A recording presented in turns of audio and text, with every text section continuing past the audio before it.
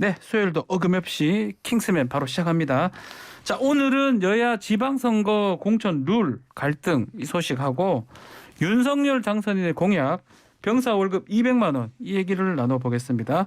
천하람 변호사, 노효상 앵커 두 분 나와 계십니다. 안녕하십니까? 안녕하십니까? 예, 전남부터 천하람입니다. 자, 바로 첫 번째 소식 가볼까요? 공천 갈등입니다. 네, 여야 파열음 속 지방선거 공천 윤곽으로 뽑아봤습니다. 더불어민주당 전략공천관리위원회가 송영길 민주당 전 대표와 박주민 의원을 오늘 6월 1일 지방선거 서울시장 공천 대상에서 배제하기로 결정하면서 논란입니다. 사실상 컷오프인데요. 송 전 대표는 민주당을 파괴하는 자해 행위라고 반발했는데 당내에선 박영선 전 장관의 전략공천 가능성이 거론되고 있는 상황입니다. 박지원 위원장은 새벽 자신의 페이스북에서 이 결정은 당원과 서울시민 그리고 국민을 모두 외면한 결정으로 규정한다고 지적하면서 왜 충북과 서울의 잣대가 다르냐고 비판했는데요. 현재 민주당 충북도지사 후보로는 노영민 전 대통령 비서실장이 단수 공천된 상황이죠. 박 위원장은 민주당의 공동 비대위원장으로서 저는 제가 할 일을 하겠다고 입장을 밝혔습니다. 한편 국민의힘 공천관리위원회는 18일 6일 지방선거 강원도지사 후보를 선출하기 위한 경선을 치르기로 결정했습니다. 앞서 국민의힘 강원지사 후보로는 김진태 전 의원이 컷오프되며 황상무 전 KBS 앵커가 단수 공천됐는데요. 그러나 김 전 의원이 대국민 사과를 하고 공관위가 진전성이 있다고 판단하면서 기회를 얻었습니다. 이에 따라 국민의힘 강원지사 후보로는 김진태, 황상무 2파전 경선을 통해 가려질 전망입니다. 자, 민주당 상황부터 먼저 짚어보면 심각한 것 같아요. 어제 밤에 있었던 일인데요. 예, 사실 제가 이제 국민의힘 공관위 하고 있지 않습니까? 네. 저희 공관위도 좀 시끄러운가 해서 걱정을 했는데 민주당에 비하면 아무것도 아니더라고요. 약간 그 기분 좋아하는 느낌인데. 아니 뭐 꼭 그렇게 방송할 때 그렇게 하시면 안 되고 하여튼 개파 갈등 될 가능성도 네. 있는 건가요? 지금 이제 민주당 내부에서도 예. 이재명 상임고문 같은 경우에 당에 대한 장악력이 너무 빠른 속도로 올라오고 있는 것이 아니냐. 특히 이제 이재명 상임고문 같은 경우는 기존에는 인지도와 팬덤은 있지만 당내 조직력은 조금 부족한 게 아니냐라는 평가를 받았었는데 예.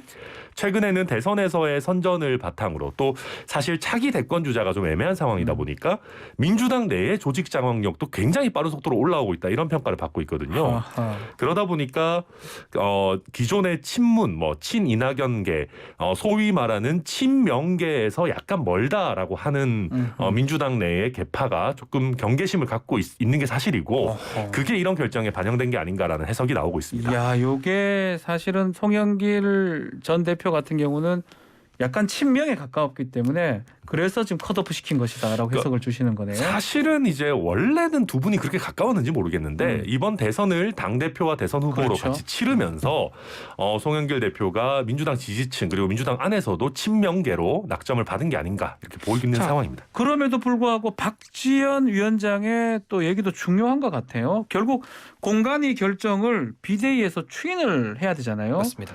비대위 구성이 또 중요한데 오늘 아침에 비대위 결정을 우리가 주목해야 될 것 같아요. 맞습니다. 박지원 비대위원장이 서울시장 선거에서 경선하지 않겠다 이렇게 선언하는 건 패배 선언과 다를 바 없다 이렇게 직격탄을 날렸는데요. 전략공관위의 잘못을 바로잡을 책임은 우리 비대위에 있다. 민주당 공동비대위원장으로서 자리를 걸고 바로잡겠다 이렇게 말하면서 공관위 결정을 거부할 것임을 분명히 했습니다. 아하. 그런가 하면 전략공천관리위원장 이원욱 의원이 어제 송 전 대표에게 직접 전화를 해서 공천 배제 사실을 통보했다 이렇게 알려졌는데요. 예. 공관위와 비대위 중에 어떤 쪽으로 결정이 될지 좀 지켜봐야 될 것 같습니다. 이거 봐야 되는데 노영민 후보도 좀 중요한 것 같아요. 충북지사 후보 단수 결정이 된 것 같아요. 사실은 이제 박지원 비대위원장 같은 경우는 노영민 후보의 공천에 대해서 굉장히 강한 반대 의견을 이미 얘기를 냈었죠. 했습니다. 이 부동산 정책 실패한 사람 뽑으면 안 된다, 하면 안 된다 이렇게 얘기했었거든요. 그러니까 사실은 이제 이 노영민 후보 같은 경우는 좀 부담스러운 게 있는 게 첫 번째로 비서실장으로 있으면서 예. 부동산 정책 실패에 대한 어떤 총괄적인 책임이 있는 게 아니냐라는 지적이 하나가 있었고 그것보다도 우리 국민들께 잘 보여지는 그 장면이 있었어요. 어떤 거죠? 그 충북에 있는 집이랑 서울의 반포에 있는 집이랑 두 개 하나 팔고 이거 하나를 정리해야 되는 저도 지점에서 기억이 나네요. 네, 충북의 집을 포기하는 결정을 청주집을 하면서 청주집 팔았죠. 네. 그러다 보니까 이제 약간 좀 충북지사로 나가는데 부적절한 거 아니냐라는 박지원 비대위원장의 판단이 있었던 것 같습니다. 요것도 혹시나 비대위에서 이 단수 공천 번복될 가능성이 있을까요? 그런데 지금 이제 박지원 비대위원장이 조금 스탠스가 바뀌었어요. 예전에는 송영길 대표도 대선 패배에 책임이 있으니까 공천하면 안 된다. 지금 이제 노영민 실장도 공천하면 안 된다 그랬었는데 지금 박지원 비대위원장의 워딩이 어떻게 바뀌었냐면 노영민 후보는 공천했는데 왜 송영길은 안 되냐로 바뀌었거든요. 그러네요. 그러니까 노영민 후보를 공천한 거에 대해서는 더 이상 문제 삼지 않겠다라고 좀 읽히는 면이 있습니다. 알겠습니다. 자, 또 뭐 이것도 문제가 하나씩 터져요. 어제 밤에 폭탄이 하나 펑 터졌는데 맞습니다. 양양자 무소속 의원이 지금 검수완박 속도 조절론 문건을 좀 썼다라고 하는데 또 의원실에서는 양 의원 쓴 거 아니다라고 하고 있고 또 양양자 의원은 지금 연락이 두절됐다고. 왜 중요하냐면 안건 조정위에 무소속 의원으로 가야 되는데 만약에 이거 반대를 하게 되면 민주당의 계획이 다 틀어지게 되거든요. 맞습니다. 어떤 상황입니까? 무소속 양양자 의원 명의의 검수완박 반대 입장문 19일 정치권과 법조계에 퍼져서 논란이 일었는데요. 민주당 출신 양 의원은 검수완박 관련 법안을 심사하는 국회 법제사법위 소속이죠. 네. 민주당이 법안 처리를 강행하면 그 과정이 키맨으로 작용할 수 있기 때문에 중요한 위치를 차지하고 있는데요. 양 의원은 법사위 보임 당시에 민주당이 날 불러들였다는 건 날 모욕하는 것이다 이렇게 발언한 바도 있고요. 소신대로 행동할 것이다 이렇게 밝힌 바가 있습니다. 입장문에서 양 의원이 평소 강조했던 문 대통령 영입 인사다, 본인은 엔지니어 출신이다 이런 말이 포함되어 있어서 의원실 측에서는 양 의원이 쓴 문건이 아니라고 얘기하긴 하고 있습니다만 양 의원이 실제 작성한 건 아니냐 이런 논란도 있는 거죠. 자, 이렇게 만약 되면 이 법안 자체가 법사위 통과하는 건 쉽지 않을 것 같아요. 네, 맞습니다. 안건조정위원회가 이제 사실은 여야 동수로 원칙적으로 구성을 해서 충분한 내부 토론을 거쳐서 이제 내보내자라는 원칙이긴 한데 양양자 의원이 야당 몫으로 들어와서 사실상 여당 역할을 해주면 아주 신속하게 통과할 수 있는 그런 구조였거든요. 민주당 입장에서 봤을 때. 근데 의외로 여기서 지금 양양자 의원이 반대를 하게 된다라고 하면 이번 회기 중에 안건조정위원회 통과를 할 수가 없습니다. 사실 문재인 대통령 임기 중에 검수완박을 완료하겠다라고 하는 계획에는 확실한 차질이 생겨버리는 것이죠. 생기겠죠. 자, 국민의힘 상황도 좀 보면 공천관리위원을 지금 하고 있기 때문에 김진태 의원이 결국 사과를 해버렸어요. 네, 이것도 나름대로 성과라면 성과인데요. 사과문 저도 받아봤는데 5.18 문제 또 기존의 불교계와 마찰이 있었던 문제에 대해서 깔끔하게 사과를 한 그런 사과문이 나왔습니다. 자, 이게 지금 컷오프 처음에 됐을 때는 이게 이른바 윤심이 작동한 거 아니냐. 왜냐하면 진영 상대가 황상무 앵커였거든요. 윤석열 후보랑 토론 과정에서도 많은 역할을 했잖아요. 근데 지금 상황 봤을 때는 결국은 둘이 경선이 되는 상황이에요. 네, 그렇게 결국 정리가 됐고요. 이게 사실은 그 황상무 후보 같은 경우는 물론 윤당선인의 TV토론 준비를 돕긴 했습니다마는 윤당선인과 그렇게 인연이 아주 깊거나 황상무 후보를 위해서 그렇게까지 할 지위에 있느냐, 쉽게 말해서 윤심의 윤핵관이라고 할 수 있느냐라는 부분에 대해서는 좀 의문이 있습니다. 그러나 유력한 후보 중에 한 분인 김진태 후보에 대한 컷오프 소식이 전해지면서 언론과 또 저희 지지층에서 이게 윤심이 작동한 것 아니냐라는 해석이 나왔고요. 그렇죠. 그러니까 그 해석 자체가 또 저희 공천관리위원회나 당에 부담이 되는 게 일정 부분 사실이기 때문에 결국은 경선으로 다시 한번 또 우리 김진태 후보가 사과까지 했기 때문에 좀 돌아간 것 아니냐 이렇게 보입니다. 원칙적인 모습이다. 자, 국민의힘 또 민주당 공천 상황 짚어봤고요. 자, 두 번째 소식 전해주시죠. 네, 내년 병사 월급 200만 원 시대 열리나 인수위 민주당 속도전으로 골라봤습니다. 정치권이 장병 월급 인상에 속도를 내면서 이르면 내년부터 병사 월급 200만 원 시대가 열릴 전망입니다.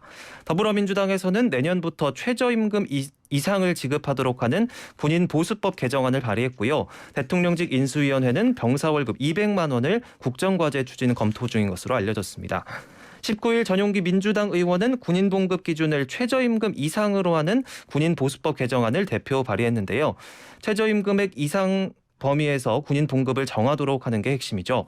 올해 최저임금을 시급 9,160원으로 계산했을 때 월 191만 4,440원인 것을 고려하면 법안대로 시행할 경우 내년 200만 원대 월급도 가능해집니다.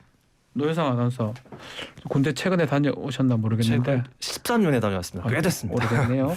지금 요새 병사들 월급 얼마 받습니까? 혹시 아십니까? 지금 올해 기준으로 병장 월급이 67만 6,100원입니다. 그래서 시급으로 따지면 3,235원인데요. 예. 병사 과반 이상이 월급이 충분하지 못해서 생활에 어려움을 겪고 있고 뭐 집에서 용돈 받아 생활한다 이렇게 얘기한 게 70% 이상이었습니다. 죄송하죠. 2013년도 노회상 아나운서 군대에 있을 때는 얼마 받았습니까? 그때 병장 월급이 15만 원 선이었습니다. 그래서 원래 그 군인들은 다 은행마다 군인 적금이라서 고금리 적금을 들게 해주거든요. 근데 뭐 적금을 들 돈이 없는 거죠. 저는 1990 몇 년인데 만 얼마였던 것 같은데 하여튼 계속 이게 올라가긴 올라갑니다. 자 이제 지금 이게 200만 원 이게 공약한 거잖아요. 그렇죠. 한 줄 공약 중에 하나였죠. 한 줄 공약. 네. 그러니까 인수위에서 이제 진행하겠다 이렇게 밝힌 건가요 이거? 네, 맞습니다. 이제 초반에 인수위에서 아직 이게 좀 다듬어지지 않았다라고 했을 때 민주당에서 왜 공약 안 지키냐 또 이런 문제 제기들이 나왔고요. 예, 예. 최근에 인수위에서 이 부분 이제 진지한 검토가 이루어지고 있다라고 하고 있고요. 지금 이제 아마 병사 월급을 200만 원 수준으로 인상하는 건 어느 정도 정해진 것 같은데 문제는 그렇게 되면 우리 이제 하사관 같은 요새 경우에 부사관을 부사관들, 표현합니다. 네. 예. 부사관과의 월급 역전 현상이 그러니까 그게 발생할 수가 하사들 있습니다. 부사관 중에 특히 말단이 하사인데 하사보다 많을 수도 있을 것 같은데요. 네, 그러다 보니까 이제 이런 어떤 전체적인 직업 군인의 월급 체계도 어떻게 개편할 거냐 이런 부분도 좀 신경 쓰면서 논의하고 있는 것 같습니다. 결국은 뭐 많이 주면 좋죠. 한 만큼 줘야 되고 최저임금 맞춰주면 좋은데 재원이 되냐 이 부분도 제일 중요한 것 같아요. 네, 지금 보면 대충 우리가 이제 병사 월급만 올린다고 했을 때 네. 연간 한 5조 원 정도 수준의 재원이 필요하다고 하는데요. 이게 우리 국방 예산이 올해 54조인데 한 9%, 그러니까 대략 한 뭐 10분의 1 정도 되는 수준입니다. 그러다 보니까 병사 월급을 이렇게 급격하게 올리다 보면 우리가 전략 무기들 이런 부분 도입에 있어서 좀 공백이 생기는 거 아니냐 이런 다양한 우려들이 있는 건 사실입니다. 그러면 지금 54조 중에 5조를 지금 병사 월급 올리는 데 쓴다라는 거예요. 그렇죠. 뭐 필요하다면 당연히 써야 되겠지만 다른 거 도입하는데 줄어들면 좀 문제가 된다 이런 지적이신데 이대남 결국 이대남이 지금 이번 선거에 중요했다라고 보고 혹시 포퓰리즘 아니냐 이대남을 겨냥한 이런 비판은 어떻게 보십니까? 사실 그 병사들을 위한 처우 개선 이야기가 굉장히 많이 나왔는데 네네. 실질적으로 뭐가 이루어진 적은 거의 없었거든요. 그래서 사실 이 부분은 뭐 포퓰리즘이라고 보기보다 정상화되는 과정이 아니냐 이렇게 봐야 될 것 같습니다. 200만 원 받으면 좋겠다. 저도 예. 짧게 말씀드리면은 예. 이게 포퓰리즘이라고 하시는 분은 예. 200만 원 받고 본인이 군대 쪽 가셨으면 좋겠어요. 그러니까 이제는 우리나라도 뭐 물론 전략 무기도 중요하고 하지만 결국 우리나라 지키는 거는 또 군인들 아니겠습니까? 네. 또 처우 개선은 저는 오히려 너무 늦은 게 아닌가 이런 생각도 많이 듭니다. 가능하다면 줄 수 있다라고 두 분 더 공히 말씀을 주셨습니다. 네, 자 병사 월급 200만 원까지 다뤄봤습니다. 자 오늘 말씀 여기까지 듣겠습니다. 감사합니다. 감사합니다. 네, 감사합니다. 킹스맨의 노여상 아나운서 또 천하람 변호사 함께했습니다.